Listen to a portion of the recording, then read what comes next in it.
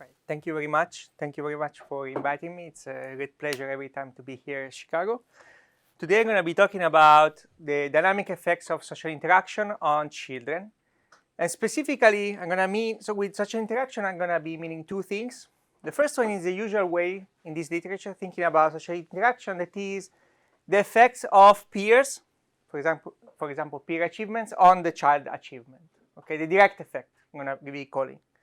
The second mechanism, which is the novelty of this project, is thinking about an indirect effect of peers, which is coming from the response of perhaps of parental investments, which we know from previous literature on child development is in fact an important factor in predicting later success in life for children.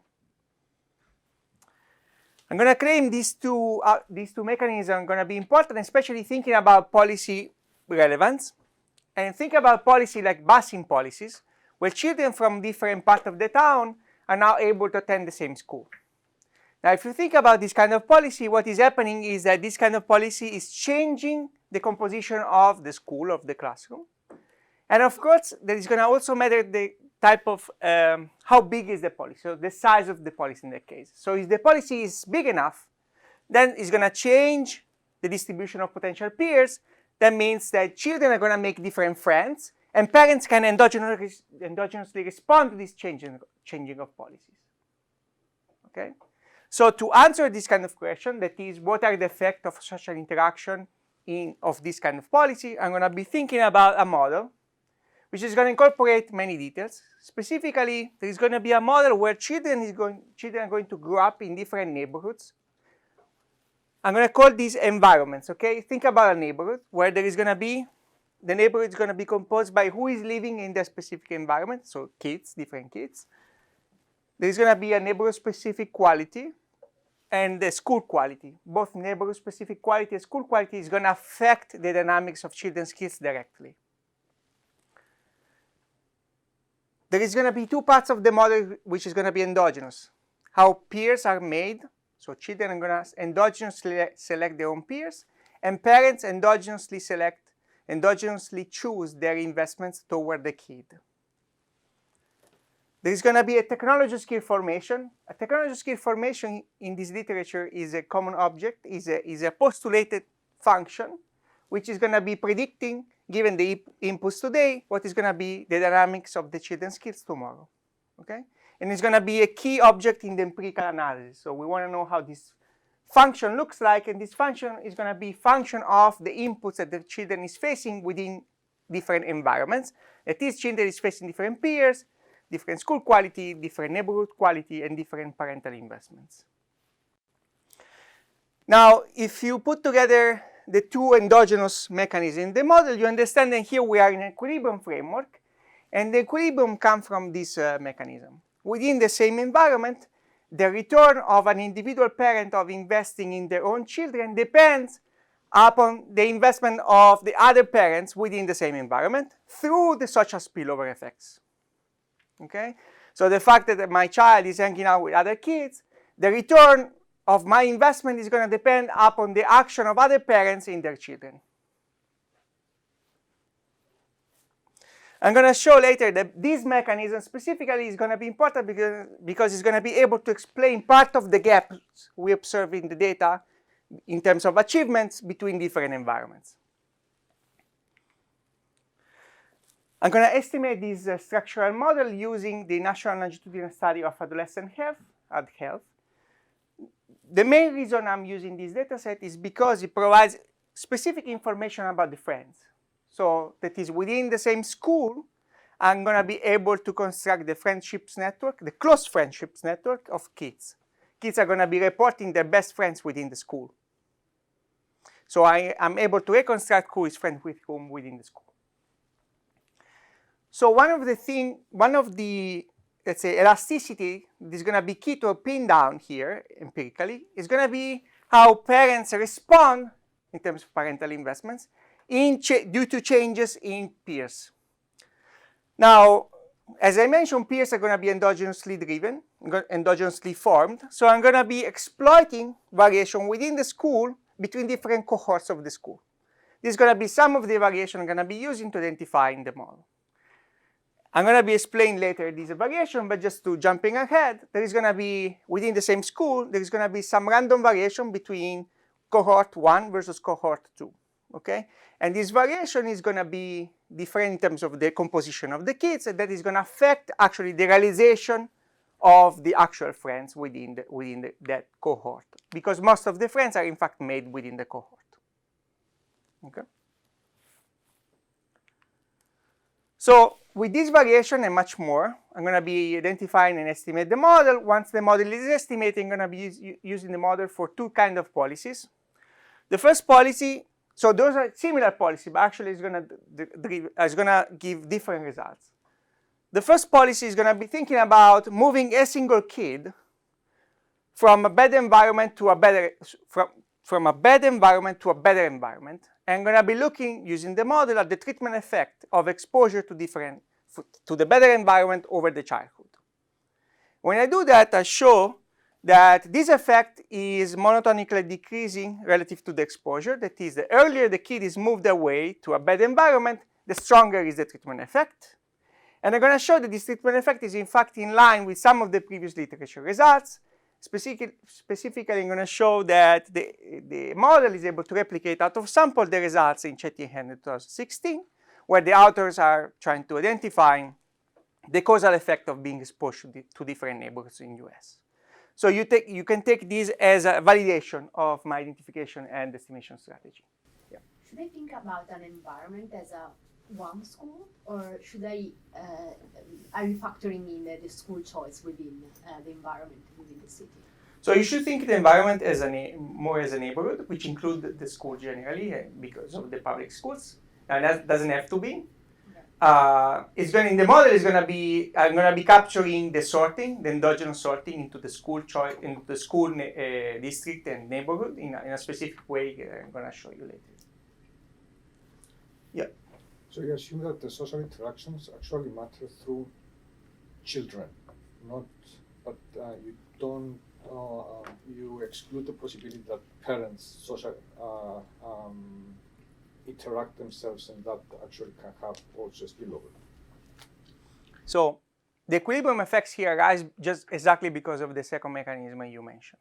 Okay? So think about it as like an exclusion restriction. The first direct effect is like there is effect between kids, but because parents care about their kids, that is going to generate the fact that there is this indirect effect. So the other parents, if they invest a lot, okay, that is going to affect your return of investing, then you have a confirmation effect. Okay? Does it make sense? So it is in the model. Now, because I have a model, okay, I actually can decompose the treatment effect in Chetty and Henry 2016. What I find is that 55% of those treatment effects are due to social interaction. That is, if you shut down the school quality and neighborhood quality, 55% of those treatment effects can be simply explained by the fact that when you move to a better environment, you're going to find better peers and you're going to find better parents. Now, if you think instead of moving a single kid, you just move many children, okay, from a bad environment to a better environment, now the results are going to be different. And the reason is, think about this as a larger scale experiment relative to moving a single kid. And when you do a larger scale experiment, now there is going to be equilibrium effects. What are the equilibrium effects? Equilibrium effects here arise just because of this reaction through parental investment responses. Okay, and I show quantitatively that is going to be important in taking account, and specifically for the receiving children. So what I show is that there might be some detrimental effect if you think about moving, kids from a bad environment to a better environment. There might be some detrimental effect for the receiving children. That depends on the size of the policy. But what I'm going to show you that this detrimental effect is very heterogeneous. And the heterogeneity of the effect of this policy depends upon the endogenous social interaction. That is, kids who endogenously elect to be friends with the new kids are the ones who are mostly affected by the policy, while the kids who endogenously decide to not be friends with the new kids are not affected at all. So you don't have the other form of endogeneity, which is parents moving out?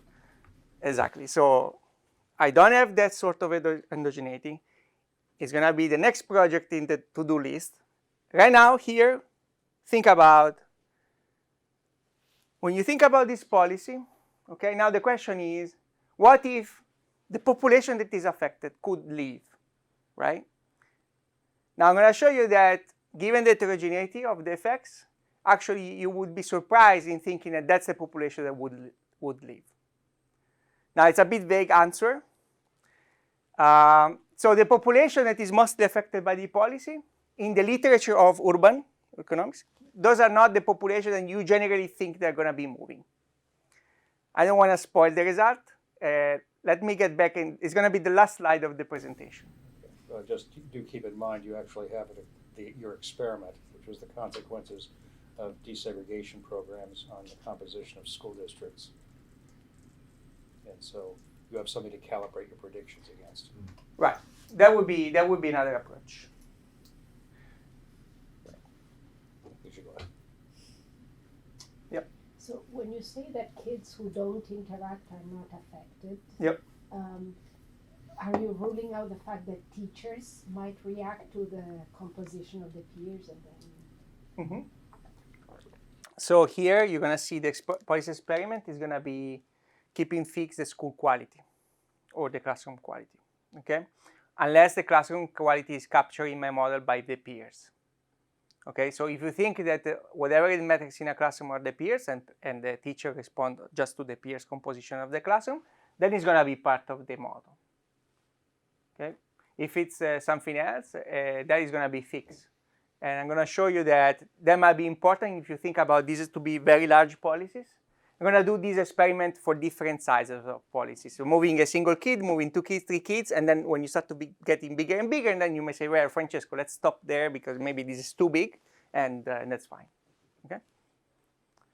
All right, so that's the paper. Okay, and now let me show you all the details. So very, very brief. So this paper is going to contribute to the literature of child development by trying to combine the social interaction effect of peers on the technological skill formation and the dynamics of children's skills. And in doing so, it's going to be able to say something about the effects of growing up in disadvantaged areas.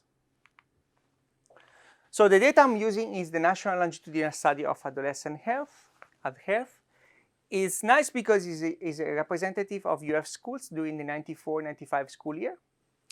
And it includes both private and public schools. And it's quite big sample, actually. It's 90,000 kids in-home survey, the first wave. And then a random subsample of those kids are interviewed in the in-home interview, where in-school survey, they collect information about the friends. In the in-home survey, they collect information about the home quality and parental investments, okay? On top of that, there's going to be some measure of the achievements of kids. There is going to be a standardized test score and the achievements in the class. So the parental investment measures. So those are those are questions that they ask to the kids, and I'm going to keep talking again. We're going to be talking about kids here. Those are actually adolescents. So those are going to be adolescents. I'm going to be talking about kids. They ask the kids or adolescents whether in the last 4 weeks, children have been actively involved in activities with the parents. Activities that are either going to shopping or talking about personal problems, talking about school projects that they're doing at school, and so on and so forth. So in the way I'm going to think about this is kind of a sort of engagement of parents with their children, and I'm going to be using both for parental investment and for the achievements. I'm going to be using statistical tools called dynamic factor model, which is trying to, from many proxies, I'm going to try to back up what is the latent factor in terms of investments and skills, okay? I'm not going to be talking much about this because it's not the main contribution of this paper, but it's here. Yeah. Yeah. Yeah, I was just wondering if you could tell us more about what you have about the network. Do you only have the friends, or do you also have this quality spending time with friends like you have with the parents? Right. So I have the friends list. Okay. They ask you to report within the school roster your best friends, 5 best female and 5 best friends.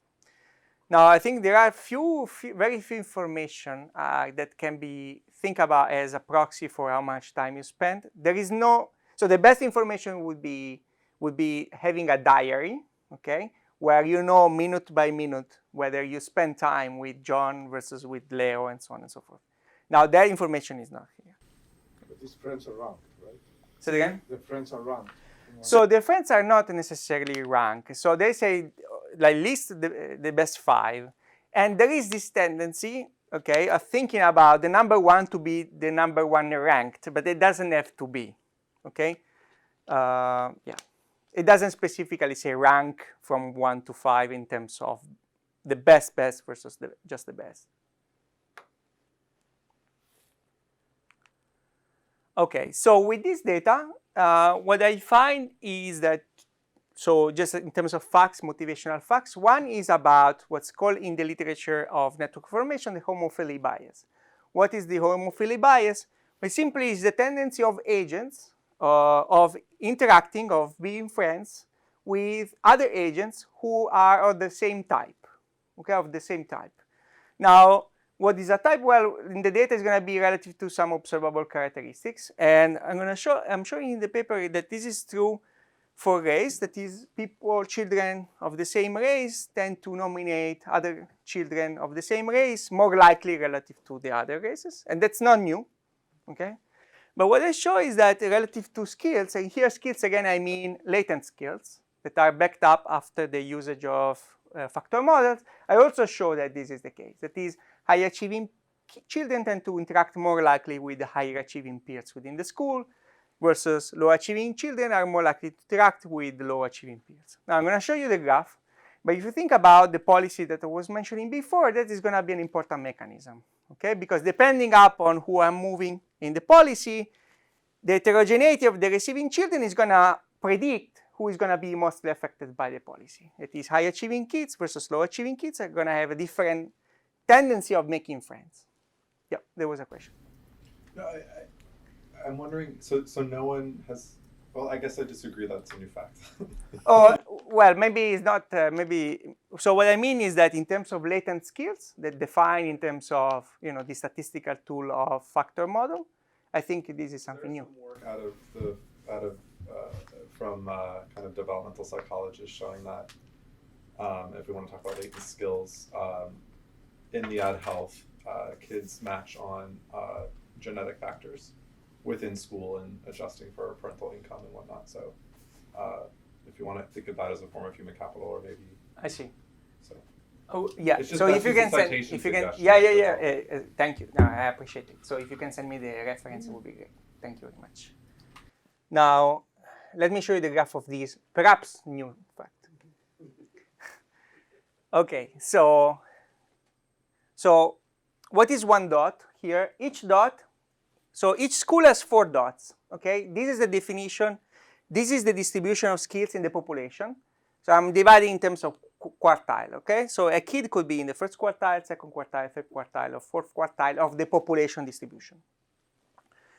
So, and each school has 4 dots, okay? So one dot here is gonna be fix a school, okay?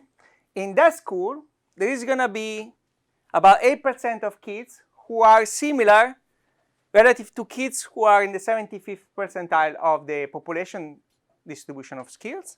But on average, those kids report to be friends with kids who are similar in terms of skills, about 14%. Now, if you think about this to be completely random, you should see half of the time the dot to fall on the left of the 45-degree line, while, or in 55%, the dot should fall on the right of the 45-degree line. While if you see systematically the dot is above the 45-degree line, and actually you can do this formally, a test, it's a one-side test, okay? So in other words, if the dot falls on the left of the 45-degree line 95% of the time or more, then you suggest that statistically you can reject the hypothesis that links are random. Okay, so here, and this is the case. Okay, first, that's the first fact. So the fact is that children who are similar in terms of skills tend to nominate more likely kids who are similar in terms of their own skills. The second fact here is that if you look at the high achieving ones, that is the kids on the last quartile of the skill distribution, those are really the ones who are very on the left of the 45-degree line. suggesting that this tendency of reporting friends in terms of skills is actually exacerbated for the high achieving kids. And this is within school? Yes, So that's between, that's one within. within schools. Yeah. The distribution. Is all within. I see. Yeah, yeah. Okay, so this was the perhaps new Sorry, fact. Francesco. Yeah. Why is it the case that the blue dots are spread throughout the line, while for the other categories it seems to be that for low skills, the fraction with the same skill is always very low? Basically, the flashy green and red are all above 12%, and the other color is to the left, while the blue are all over the place. You see what I'm trying to ask? There seems to be like this vertical split for the other categories, and the blues are. Yeah, so to be honest, I don't have an intuition. Now, let me tell you exactly the dirty detail of how I do this, and let's see if you have an intuition. Or disregard it if I it's think- useless. Yeah, to be honest, I don't know. I don't think there is. But it yeah. seems that the blue is the last dotted overlap.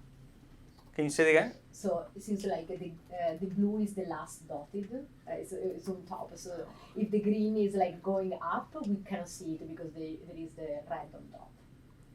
This is what Oh. I'm wondering. Because Yeah, maybe seems it's a like, graphical. The ordering, Yeah, I don't know. seems like how It could all be that the order connected. matter. I don't know. Yeah. No, this I can reshuffle it. Yeah. Yep.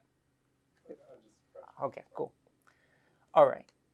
And so another fact I show, and I'm going to show you here because I'm going to show you actually when in the estimation of the model, but I show you that parental investment is actually responsive in terms of changes in the peer composition. And when I do this, I'm looking at changes between cohorts of the same school.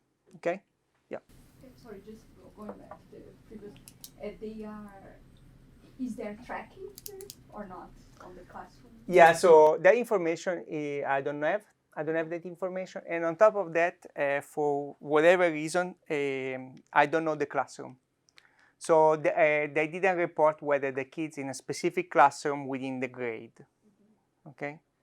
So it could be that part of the story is that children are facing different kids because they are higher ability. Now, remember that in the way I constructed that, it's not classroom peers necessarily, but whoever they report. Okay? So. Yeah, but the question is like whether they are selecting themselves or whether it's being imposed, right? Like the principal is kind of assigning these people in this cluster way. Yep. Then, yeah. So unfortunately, I cannot test this hypothesis. Now, this is going to be relevant, especially when I think about the counterfactual. Whenever the composition of children are changed, the assumption here is going to be that whatever the rule is of the principal is not going to be changing due to the policy change. Yeah. Okay, so here what I showed you partially is that the fact that kids seems to make friends not at random, and parents can respond to that in terms of parental investment, okay? And so if you put these two facts together, then if you think about the original question, that is what are the effects of changing composition for the peers and for the kid, then I'm gonna be needing a model or a theory which allow for endogenous formation of new friends and the fact that parents can respond in terms of parental investment to that change. And again, I want to stress the fact that here, because of 1 and 2, we are in an equilibrium framework. That is, the policy can in fact change the equilibrium of the environment. Felix's 2 bonus, so there's a complementary fact for 2, and that is work by Felix and sociologists have looked at the interactions between parental income and neighborhood income in predicting effects on children, and their evidence suggests complementarity. So I think it would be useful to take a look at what they did. Okay. And contrast it with the mechanisms that you were able to reduce here. That, exactly. So I can definitely do that. So what I'm going to find is that overall there is complementarity. So it seems suggesting in line. Because that's what he found. I see. I see. Yes. Feel free to defer this if you're going to get to it later. Can you say a little more on what in your framework counts as an investment by a parent? Like, is it only spending time with the kids? It's going to be spending time. Okay, so if I, for example, see my kid's new peer group going to more soccer lessons and I sign them up for more soccer lessons, that does not enter into your definition. Just Well, understand it. so I don't observe exactly what you have in mind, but if the kid is spending more time with the peers, right, is gonna, because of the time constraint, is gonna be spending less time with the parents. Now that should show up in the measure of my time investment. That is, if you went to talk with your parents and do activity with your parents and so on and so forth. Okay? So let me show you the model now. So the model is going to be a model of adolescence, and this is purely because of the data. It doesn't have to be. And there is going to be different environments, E. And the environments, as I said, is going to be different in terms of who is living there, the neighborhood quality, which affect the child development, and the school quality, which also affect child development. So families here are simple. That is, there is a one parent and one child, but there is going to be heterogeneous in terms of many dimensions: the skill of the kid, the skill of the parent, income, and observable like race. So there is going to be two key agents here.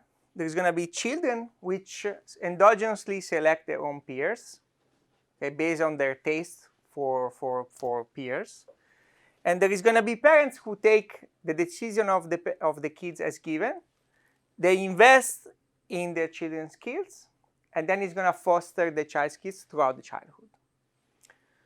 And again, this is an equilibrium framework, so at the end, within the same environment, the behavior of parents needs to be consistent. That is, no parents want to deviate given the behavior of other parents. So this was the question about the sorting. So there is not going to be endogenous sorting here. That's why there is not going to be endogenous responses to the policy. But, so that's important for the policy counterfactual analysis. But nevertheless, we need to control for sorting in the econometric exercise, right? So in the way I'm controlling for sorting is that for each family I, okay, each family I draws the skill of the kid at age 13, that is H, and again, this is latent skills after the usage of the latent factor models. The characteristic of the family, like family income, initial family income, race, where they live, and which school the kid attends. So everything, okay, at the beginning of the model is going to be drawn, and it's going to be potentially very flexible, and this F, that is the joint distribution of all those characteristics, is going to be look like in the same way it looks like in the data. So that is, high-income families are going to be living in an environment where other high-income families are living, where the school quality is high, and where the neighborhood quality is high, okay? While low-income families are going to be living where school quality perhaps is lower, there's going to be lower achieving peers, and there is going to be lower quality of neighborhoods.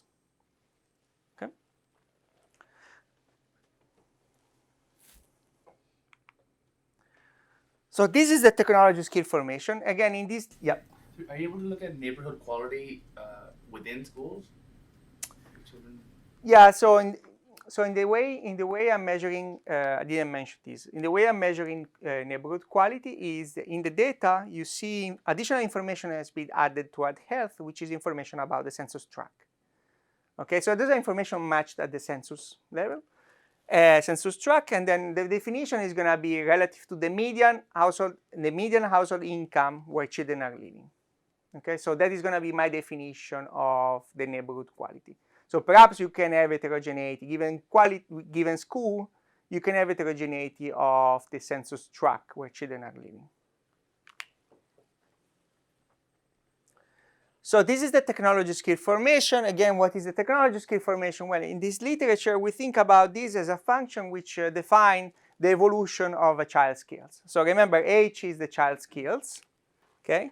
A T+1, so next period. That skills is going to be function of the current stock of the child's skills at HT. And it's going to be function of parental investment, this capital I.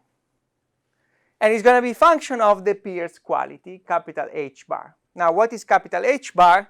In this framework, it's going to be simply the average of the skills of the friends of child I. Okay, where Lijt is simply a binary variable. It is 1 or 0, and it's 1 whether I and j are friends and 0 otherwise.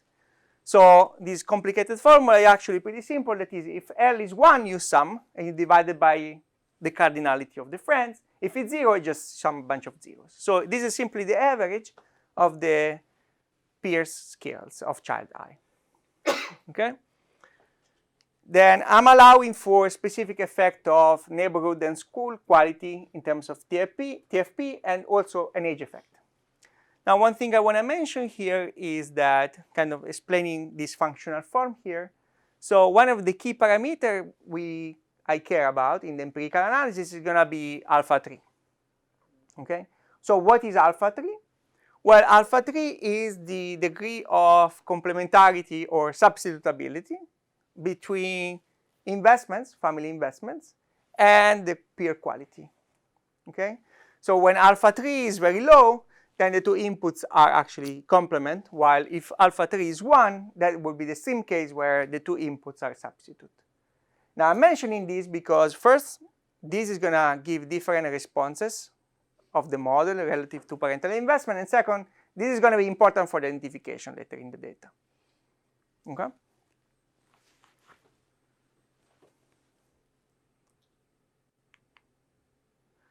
So the timing of the model is the following. At each period t, okay, the child skills is formed, and with the endowment of skills, children are going to be meeting other kids, okay, and they're going to be deciding whether they're going to be friends or not. So that's an endogenous decision. And then once that decision is made, the peer groups are made. And given the peers group, parental investments, the parents observe the group and then decide how much to invest in their children, given the realization and given the expectation they have about the evolution of the peers throughout the childhood. And this is what you observe in the data, or is it just like for a modeling purpose? In the sense, like, is it true in the data that first you observe the skills before they start interacting with the peers, and then you observe the network of peers? Well, actually, it's kind of true in the sense that in the first wave, the first wave of the interview is composed by two parts. The first one is the in-school part. Okay, that's where the children are reporting their friends. Okay, and then there is the in-home interview, where children then they report how much time they spend with the parents. But that is after. Okay, that interview is after a few months relative to the nomination of the friends. Now you can. Here you have the opposite time. You have like first the skills. No, but think about this to be the beginning. So you know the test score, okay? Okay. Then you tell me who. Skills is just test score. Yeah. So you know the test score, okay, which is in the same wave, in the same interview where you report my friends, okay. Then the next interview is like how much your parents invest in you, and then next year I observe you again and I see the outcome, which is gonna be this and the next period. No, okay. But like skills and friendship network are together. So it's not like first skills, first test score, and then you see how they sort into group of peers. They are together. They are together. It's a modeling. So I'm modeling this in this way. So the figure you showed us in the beginning, did you pull the waves? Did you pull? No. It was. There was simply the first wave in school. Yep. Okay. Now let me explain you the two problems here, the child's problem, and then I'm going to tell you the parent's problem. So the child's problem is pretty simple. So child I has some Flo's utility to be friend with child j at some time t, which is coming from this random utility model, which is u of w is the non-stochastic part. W is a vector of characteristics, and in this case, the characteristics are not only for the child R characteristic, but also the child J characteristic, okay? So it's going to depend upon the skills of the two kids, the observable characteristics of the two kids, and some characteristic of the environment. Think about like the racial composition of their environment, for example, or kind of the number of kids, how many potential kids I can meet. So given this, a nu is a taste, so it's a random taste for the link. Okay? So given these preferences, the optimal behavior for the kids is very simple. That is, in each period, kid I decide to be friend with kid J, if and only if there is some flow utility bigger than 0, where 0 is the normalized value for the outside option. Okay? While it's not friend with J otherwise. I'm going to assume that the link is formed whether both kids agree on the formation of that link. So I got to ask, what's the agreement rate on the top 5? Can you say again? If I list, what's the agreement rate? So suppose I list Stephen, what's the probability Stephen lists me? Well, for that one, I think we know. Yeah, I was going to say 0. That's just good taste, but yeah. So you're saying in the data? Yeah, in the data, I mean, how frequent is it that you actually get concordance? Yes, so that's a great question. That's something that also I was looking at. It seems like pretty straightforward, right? So you just look at the data. It doesn't. Actually. Right, I'll get there. So it seems pretty straightforward. You look at the data, you see how many times is not symmetric, right? You see a 1 and a 0, you know. The problem with that is that potentially the problem of listing your friend is perhaps different than the problem of choosing your friends. Yeah.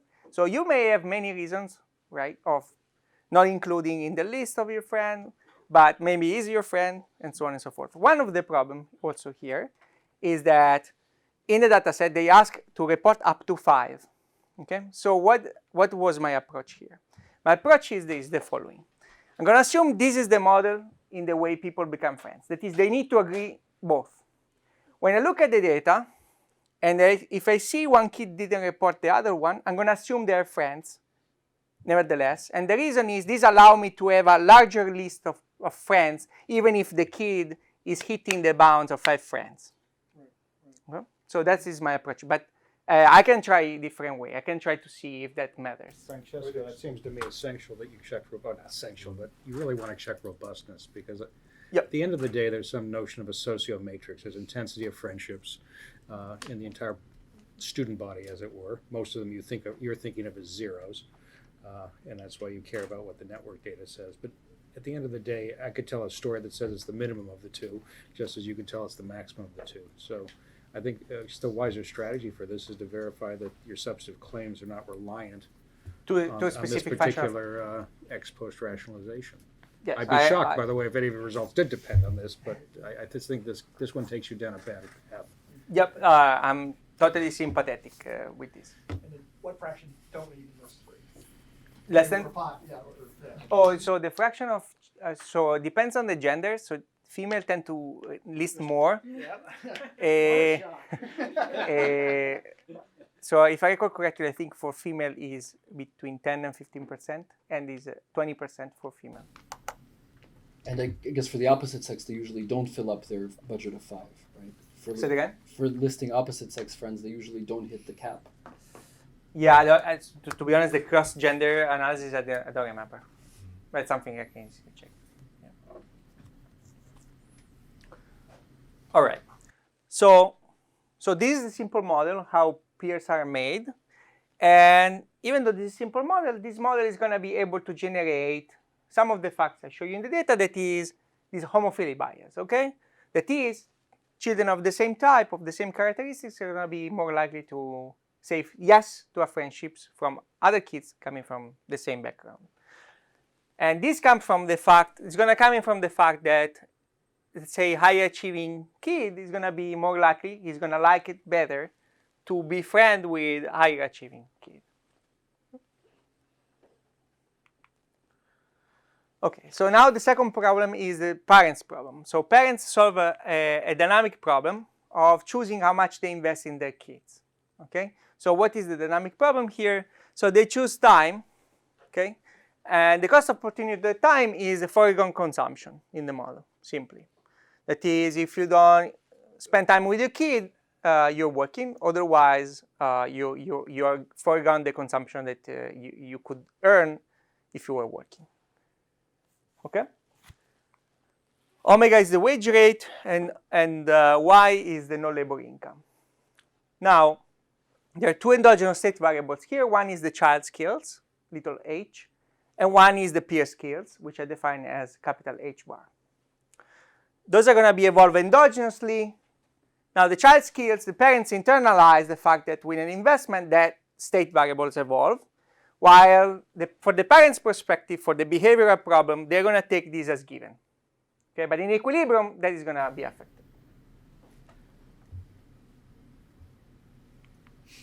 There's other investment. Yes. Okay, and the parents know the peers? The parents, so in the model, what they need, what the state variable is the mean of the skills. Now, they don't need to know each individual identity. They need to know what's the average.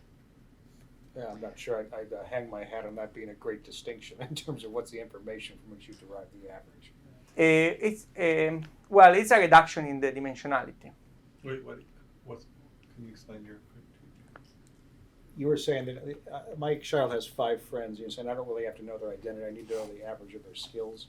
That's the model, I'm yeah. not sure I know a model of which I would know one without the other.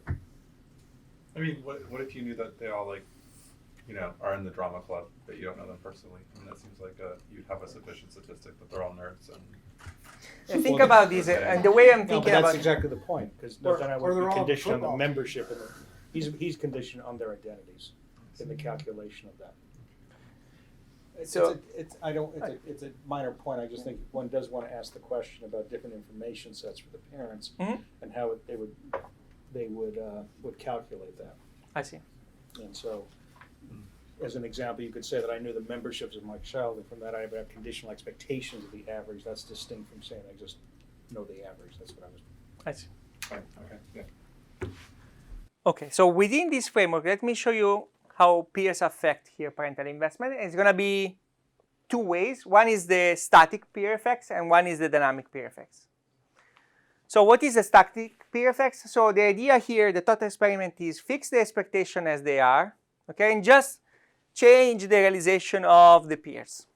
Now, how would parental investment change? Well, that depends on alpha 3, okay? So if alpha 3 is such that the 2 inputs are complement, higher achieving peers today would induce higher investments just because the return of investment now is higher. Huh? While, yep, That's the Cobb-Douglas form, right? for example, Yeah. Well, I mean. or even more complement. Yeah. Now, the other case would be if alpha 3 is high enough, now the 2 inputs are substitute each other, so if the peers quality increase, parental investment tends to decrease because parents tend to free ride on the peers for the child development. Again, this mechanism here is going to be important for the identification later in the data. Okay. Now, this is the peer effect, the static effect. But here we are in a dynamic framework, so there's going to be also the dynamic effect. Okay, what is the dynamic effect? Fix the state of today as given. Okay, just change the expectation of parents about the evolution of the peer skills. That is, let's say we think, as a parent, we think that tomorrow the peers are going to be better and it's going to be better forever.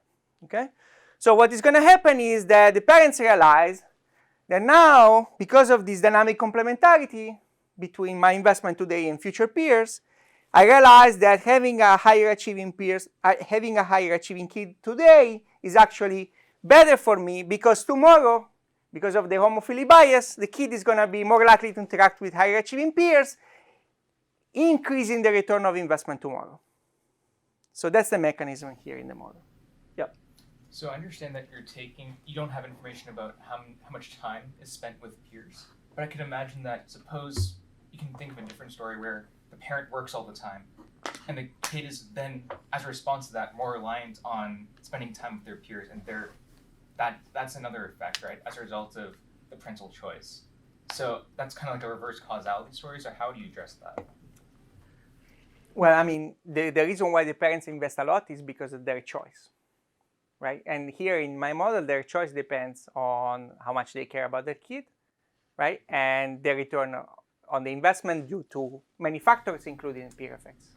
I guess he's saying if the parents got a wage, like a big wage shock, and Yep. therefore are spending all their time at work, and then the kid is because of that choosing spending time with peers, more time with peers. So there's some amount of time to fill up. Then it's sort of a causal channel that seems plausible but isn't.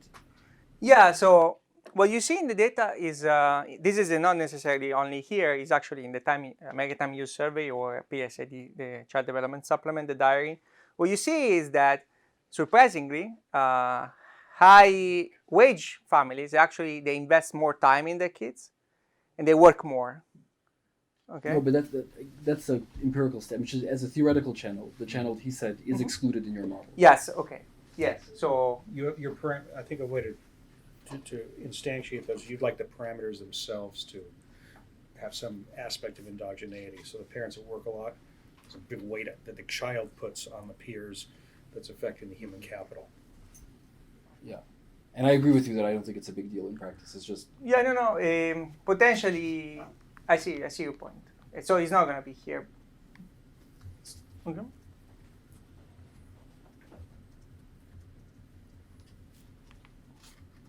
Okay, so the notion of equilibrium here, I'm thinking, is the Markovian equilibrium, short memory.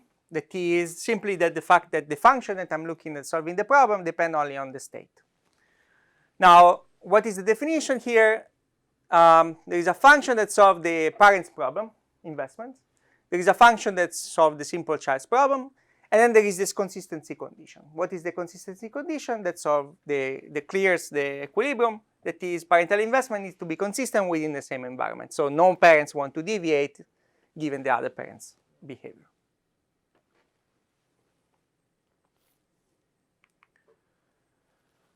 So let me tell you about, so in the last 20 minutes, let me tell you about how I estimate and thinking about then the counterfactual policies.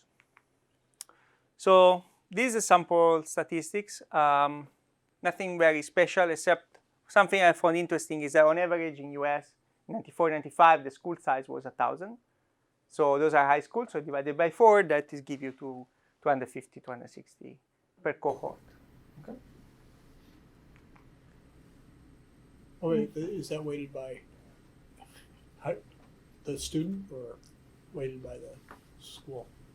The sample is going to be so the sampling unit is a school. Okay, so they sample schools in order to make a representative sample of the U.S. schools during 94, 95. Right, but then I have a 50-person high school and I have a 3,000-person high school. Right, the 50-person high school is going to make up many fewer. If I'm sampling, is it population weighted? Do I undersample small schools and oversample? Yeah, so I can put the weights here. I can put the weights of the ad health. Or I can put the weights relative. I can compute the weights relative to the dimension you carry. This is that small. Really? Yeah, in the U.S. I think most schools. No, so I think this should be pretty representative. So that's why I don't use weights, but I can see if it makes a difference. So as I said, I'm going to be using these tools, dynamic factor model, to back up the skills and the investments. And again, I don't want to spend too much time here unless there are questions, because this is not really the contribution of the paper. But think of these as I observe the skills and observe the investment, right? Just for simplicity. And then I'm going to be doing a simulated method of moment estimator, okay, where I'm going to be matching some moments that I see in the data with some simulated moments that come in the model, okay? And some of the moments that I'm going to be matching are going to be coming from indirect inference. That is, I'm going to be running some regression in the data, and I'm going to be running the same regression in the model, and I'm going to be matching the coefficients of the estimates, okay? Those are not going to be the only moments I'm going to be matching, otherwise it's going to be under-identified. In fact, there's going to be many more moments. It's going to be matching the distribution of skills by age between different environments. There's going to be moments of the homophily bias I showed you before, the graphs I showed you before, that is going to be matched in the model. And then I'm going to be recovering the school and neighborhood value added in the regressions. So what regression I show is that, so first of all, the first column is data. The second column is model. So this is going to be an IV regression, okay, where I'm exploiting variation, as I mentioned before, between different cohorts within the same school. Now, if you remember my model of network formation, one of the key characteristics that people they may like each other or not would be either skills or race. Okay, so because I told you in the data already saw formation of homophily bias in terms of race, I'm going to exploit variation of between different cohorts within the school in terms of race composition. And what I show you that affect, okay, that affect differently both children coming from minorities versus children coming white children, okay, and that is going to affect the type of kids, the type of friends they're going to have in terms of achievements. And then using that variation, I'm going to be predicting the peer skills. I'm going to see if parents respond. And what you see is that this 0.72 is in terms of percentage points, but if we translate this one in terms of minutes, this is about between 7 and 10 minutes and additionally per day if the peers quality increased by 1%. So it's a pretty big number. Okay, now, if you think about the model, okay, let's try to map this variation in the data with the model. So if you think about the variation in the data, it's variation between cohorts. Now the model is interpreting the variation as a permanent change. Why is that the case? Well, because kids is going to grow up together throughout the school. So if there is a change in the cohort, that means that cohort is going to be growing up together throughout the high school. So the reason why the model is able to replicate this number is because of the dynamic complementarity that I was explaining before. There is a permanent shift in the cohort composition that affects my expectation, and so now kids get better in terms of peers. Now I invest more. So the dynamics, being agents are sort of aware of these dynamics. They're aware of the dynamic. Yep. In terms of the friendship formation, they're very myopic, right? Because they don't think that if I make friends with a smart guy, I might meet a smart friend. How do you reconcile that sort of? Yeah, so the model for now is kids are very naive. They just like to make friends and they don't listen to parents. That was my experience. That's why I decided to do this, but it doesn't have to be. You can think that there might be more strategic behavior, that you want to be friend with the smarter kids. But the kids don't do anything forward-looking in the model. They don't do anything forward-looking in the model. Seems correct. But I think there's actually an interesting related point to that, which is that people have different types of friends. And so this is kind of a scalar vision of what generates friendship. I might like to have one friend who I can talk to about the LA Dodgers and a different one that I would talk to about economics. And that's just, I think, a thing worth thinking through as to whether, as you pursue these things, you want to have some richer conception of the portfolio, as it were. Also, just one thing I guess you could clarify in the friendship formation model, the reason that the composition matters is there's more of a certain type, as opposed to saying that because of the composition, I have different preferences. It's both. So my preferences can shift. Yes, because, exactly. So there are two mechanisms here. You're going to be meeting more people of the same type. That's one mechanism. But at the same time, the composition of the classroom or the grade is also affecting a shifter in your utility. There was XE, I don't know if you remember. So how many people are there of your type is going to be shifting up or down your utility. That is, you become pickier or not. I was trying to hint at something else. Suppose I had a class, if I integrate a school, could that intensify the preference for same ethnicity friends? But I think that's in his ambient. That's what I want to understand. Is that allowed in your model? So so I definitely can allow. Right now is I thought his was additive, and I wanted this to say specifically. So is additive. Okay, is additive in the utility.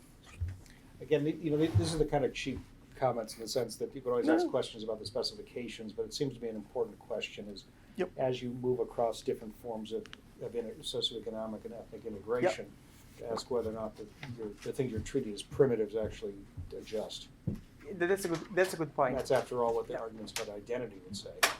Right. So the thing I'm saying is like the model is able to replicate. So on average, you see that the number of friends are pretty constant relative to the size of the school.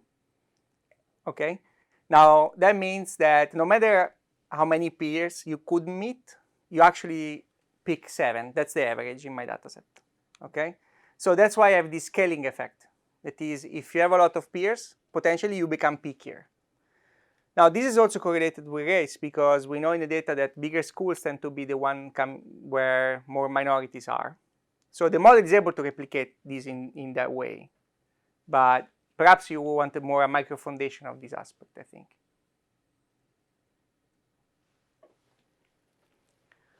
Okay, so the first thing here, so the model is able to replicate this regression. The other regression is, instead of doing an IV, let's do a within school fixed effect. What you see is that when you do that, the coefficient switch, okay, so it's a minus, and the model is able to replicate that minus, okay? So where is the minus coming from? Well, the minus was related to the static complementarity. That is, if the two inputs are not too complement within a period, then parents, if you have a transitory shock, the parents then actually to decrease their investment if the quality of peers goes up. So overall, you can see, well, it can go either way. So it could be, potentially it could be static, it could be complement. What I'm going to show you, I'm going to spoil the result, but the complementarity, the dynamic complementarity is going to dominate. Okay, it's going to dominate consistently with the previous finding. Okay, so other regression. I have 10 minutes, so let me show you what are the estimates. So instead of showing you a bunch of tables with a bunch of numbers, let me highlight the key numbers that I want you to remember. So the CES complementarity, the static complementarity is 0.94. That is, the two inputs statically are pretty substitute, but the dynamic complementarity is very strong, so it's 0.74. Okay? And again, I'm spoiling the result. This dynamic complementarity tends to dominate the static substitutability between parental investment and peers. In terms of network formation, the preferences for friends, okay? If you take a white child with low skills, okay, so he or she more likely to interact with the same race child 2.5 times than other race types, and is he or she more likely to interact 2 times more relative to a kid with a different type of skills. Okay, so in this case, seems a race is dominating, and is even more stronger for minorities. So if you take a black kid who is low skills, 4 times more likely to interact with same race, while he's only 2 times more likely to interact with the same skills. Yeah. So I have an interpretation question. Yep. Seeing just your static results, it seems like your findings are consistent with a story where I make friends with high-skilled kids, and high-skilled kids tend to go home early and not stay out late.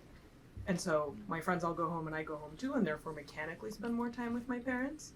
But the fact that this shows up dynamically seems to sort of go more in the direction of the story you're trying to tell, which is that the parents are making an active decision.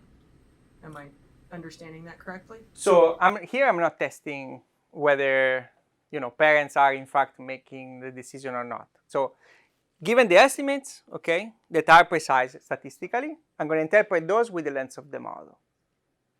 Now, the way I'm going to interpret this minus is coming from the mechanism of the model. I cannot think about this as some mechanisms that are not in the model. What are the mechanisms in the model? You give a better quality peers, okay? Then because these two inputs are substitute, parental investment decrease statically. Dynamically, the parental investment in fact increase, and the mechanism dominates the other one.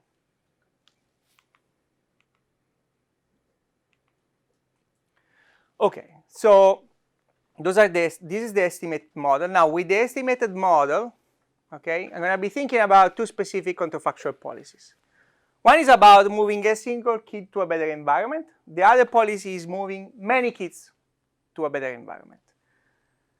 The first policy, the goal is to quantify the treatment effect to being exposed for a single kid to a better environment over time, while this one is going to be quantifying the equilibrium effects of this kind of policy. Now, I'm not able to show you the first one. I want to show you the second one, but let me say a few things about this. What I show you is that doing this exercise within the model, I show that this treatment effect is tracking the results in the previous literature, okay? And you can take these as a validation of my exercise, estimation and identification exercise. But on top of that, because I have a model, I actually can decompose this treatment effect. I show you that 55% of the overall treatment effect is due to social interaction. Now let's move to policy 2. So what is policy 2 now is moving a bigger fraction of kids. Now who am I moving? So I'm going to be thinking about trying to move kids who are living in poor neighborhoods, poor environments. And specifically, these are going to be pretty poor. So the median family income in those environments are $25,000. Those are going to be neighborhoods with a specific racial composition. Okay, those are neighborhoods mostly coming from minority families. Okay, and I'm going to do this policy moving from 1% to 30% of the receiving population size. So I'm going to do small changes and then getting bigger and bigger. I'm going to show you the results, and then I'm going to pick a number, okay? What's the receiving environment? The receiving environment is a high-income environment. Median income is $100,000. Racial composition is completely different. Racial composition is mostly white families.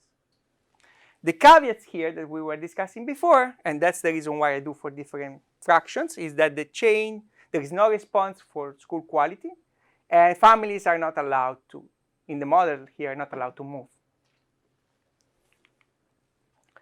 Okay, so this graph is showing you the result for the receiving population, the average effect on the skills. Now this point here is the baseline, so nothing happened. What you see is that when you start to move more and more kids within, this may have a detrimental effect on the kids. Where this number is the fraction of children that are moved relative to the receiving population. And 30% is the biggest policy, okay? Now what this is suggesting is that there might be some detrimental effect for the receiving kids, depending on the size of the policy. Now from now onward, okay, I'm gonna be looking at the 10%, okay, the policy at 10% change, okay? Is that linear by construction? No, it's not linear by construction. It's just pretty linear, yeah. So, well, this is in log. This is in log, so it's log linear. Yeah. Okay, so from now onward, I'm going to be thinking about the policy when I move 10% relative to the receiving population. Now, with this one, now let's think about the aggregate effects. What are the aggregate effects here? Well, let's pull together the people who are being moved, the people who are being receiving, okay? What are the average effects for the skills and for inequality? What you see is that overall the policy is actually generating a positive effect on the average skills in the economy and a decrease effect on the standard deviation, which we interpret as a decrease in the inequality. So this is suggesting that even if we have negative effect for the receiving kids, we don't see this, at least at the aggregate level, we don't see this trade-off between equity and efficiency. So overall in the aggregate, where on average everybody, on average better, and the inequality goes down. Nevertheless, we have this effect on the receiving kids, which I'm going to try to explain now, the mechanism. The mechanism here in the model is the following. Kids, relative to the baseline, okay, they're going to be having lower achieving peers, okay? What is this graph? The blue line is the empirical distribution, okay, of potential friends that the kid is going to have, while the red line is the empirical distribution of potential friends after the policy has been made. Okay, so there is a shift on the left on the probability of being matched with the specific peer skills. Okay, so the quality in expectation, the quality of peers has a shift on the left. Now, because this policy is not temporary, but it's going to be forever, okay, the shift is permanent. That is, at the beginning of the first period, there is a shift. In the second period, there is a shift. In the third period, there is a shift. Those are equilibrium objects, okay? That means in equilibrium, in the model, there is a shift on the left for the receiving kids in terms of peers. And remember that because parents are forward-looking and they are rational, those are the empirical distribution that parents use to form their expectations. Okay, so that means that the expectation for the parents in the receiving environment went down. And because the dynamic complementarity is dominating the static substitutability, parental investment go down. So one of the reasons why we find this negative effect on the receiving kids is because, in fact, parental investment went down because of the dynamic complementarity. What if we don't account for this? Well, what you find is that if you shut down the dynamic part of the model and you solve simply a static model over time, parents would try to overcome the outcome, okay? And the treatment effect for the receiving kids would be much smaller, suggesting that these dynamic effects in the model seems to be important in predicting the effects of the policy. What was the question? I mean, yeah, we can wait till after. But so I wasn't as worried about what this guy said, but now I really am, because he's saying that, you know, there's whatever parameter you have in there that's getting at the static complementarity or substitutability thing, that's almost 1-for-1 is I think partly because of your assumption that parents are reacting to the kids, and it's not that kids are reacting to the parents. So I'm wondering if you took account of what he's doing, if that changes, because that's going to dramatically shift then what you're going to get here in terms of like the negative consequences of people moving into your neighborhood, because that's hinging on the parameter. Because if it's going in the other direction, if a bunch of kids come into my kid's school that are poor, then I'm going to sort of have to compensate. So I'm a little worried now that this is not an innocuous parameter when we look at the policy. Yeah, but can you state? But I don't understand exactly what is the concern.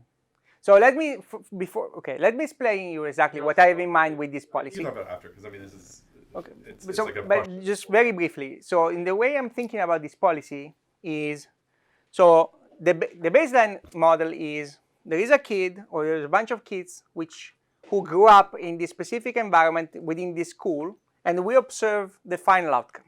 Okay. Now, what is the counterfactual of that would be, let's move those kids at the beginning of the high school, and let's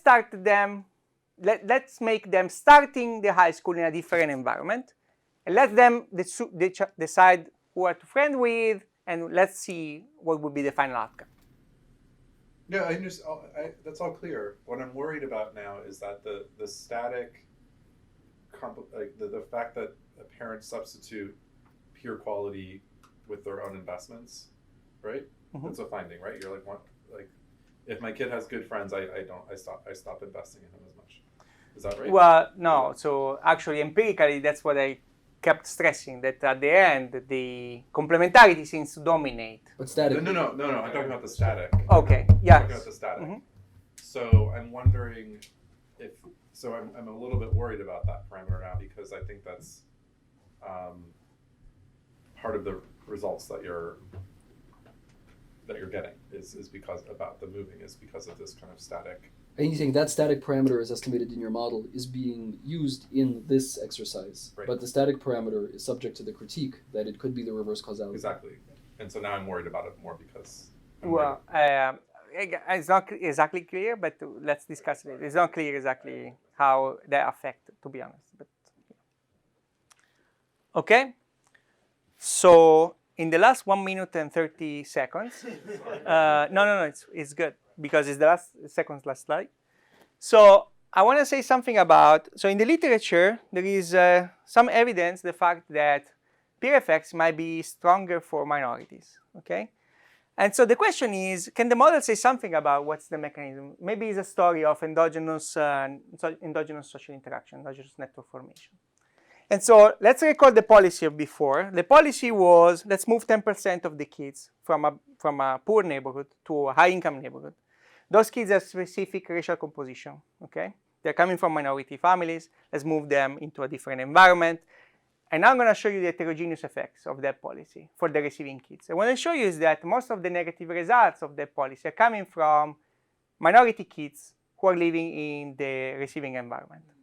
So what is the mechanism here is that because of homophily bias, okay, the receiving kids are now coming from minority background are now more likely to interact with the new kids, okay? So those are the ones that endogenously decide to be friends with the new kids, and those are the ones who are mostly affected by the policy, while the children coming from so white children, okay, they are mostly not affected by the policy. Now, that goes back to the initial question of Stephen. You asked me whether family can move away due to the policy. Now, my recollection of the big protest, especially, like, for example, the Boston case, was that specific subgroups were complaining about the segregation. And if you take seriously my model, for this reason, there shouldn't be any effect on moving away. So this is why I think you want to look at the literature on white flight. Pasadena, California is not a good example for you.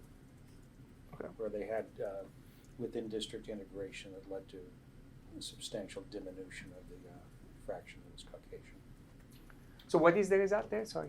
I'm saying when busing for integration was implemented in the United States, one Yep. of the rules was it could not go across school districts. It was always internal to the school districts. As a consequence, you saw white families leaving many school districts. Now, the magnitudes are controversial. Felix's retired colleague, Franklin Wilson, argued that white flight was happening to some extent anyways, but there were specific contexts such as Pasadena where I think it's quite well documented that you had massive white flight. And so I think that your result is interesting in terms of the heterogeneity of the effects. I think that I'd be cautious in extrapolating that to saying we don't need to worry about the flight part simply because for no other reason, maybe the cost of moving are different across ethnic groups. Right. Right. So I had one other comment about the paper, but I don't want you to not be inhibited from finishing. Can you say again? I didn't know if you were at the end because I was going to make one other this comment. the end. Okay. I think it's important to ask again, in extensions of this work or sequels, to ask what extent your assumptions on the nature of the social structure are controlling the results. And what I mean by that is that you have a particular vision of how people interact in a school, which is people I self-identify as friends and what they do affects me. Now, with recent samples of 3 and a longer sample of 1, me, there are another things you also react to people you don't like.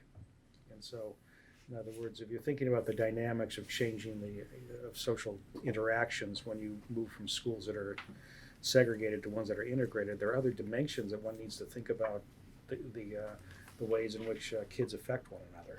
Mm-hmm. And relative to this work, you can actually test these things. After all, you took a stance at the beginning saying this is the social structure, which was both it was the network and the assumption of common weights across things. Had you gone through the same exercise and asked questions of the form, are you affected by the behavior of your ethnic peers and others, you could have you could have elaborated that, and which would give you very different counterfactuals as what it means to integrate the school. It's not just the one effect of who you match with as your friends, but also how other types who aren't your friends affect you. But the second thing to think about is that, going back to this issue of sociomatrices, trying to get intensities, there's lots of ways to build that up. It could be that I react to boys and I react to whites. Yep. And if somebody's both, you add the two facts up, and that would give me a form of intensity. Now, it's not obviously perfectly general, but I think that a next step in this literature relative to where the studies of the ad health are, for example, is to move away from this idea that the network is the sufficient statistic for who affects me, and that unweighted averages are the way to go. Yes. But as I said, that's another paper. That's not this paper. No? Yeah, thank you. So, thank you. Thank you.